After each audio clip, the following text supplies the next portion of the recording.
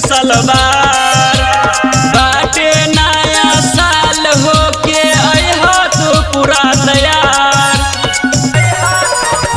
लाल colour के हो जानू पेन के सूट सलवार बाटे नया साल हो के अइहा तो पूरा तैयार। आओ ना रे रे मलिया आओ ना रे मलिया नया साल में पिकनिक मनाबे औना रे पिकनिक मनाबे औना रे मलिया नया साल में पिकनिक मनाबे औना रे पिकनिक मनाबे औना रे।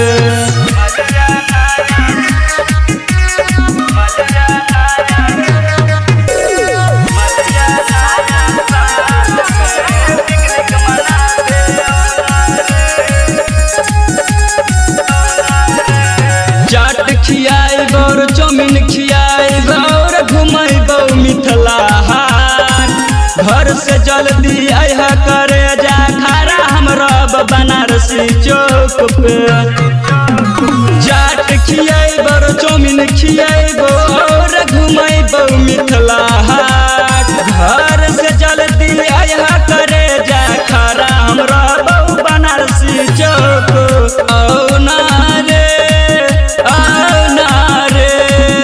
रे मलिया औना रे मलिया नया साल में पिकनिक मनाबे औना रे पिकनिक मनाबे औना रे पूजिया जो नया साल में पिकनिक मनाबे औना रे पिकनिक मनाबे औना रे।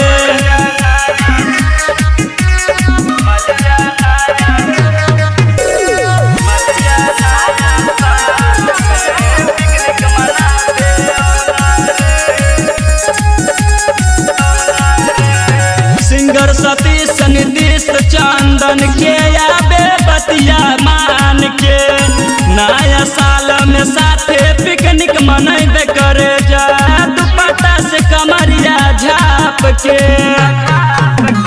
सिंगर सतीश नीतीश चंदन के आबे बतिया मान के नया साल में साथे पिकनिक मनैबे करे जा दुपट्टा से कमरिया झाप के।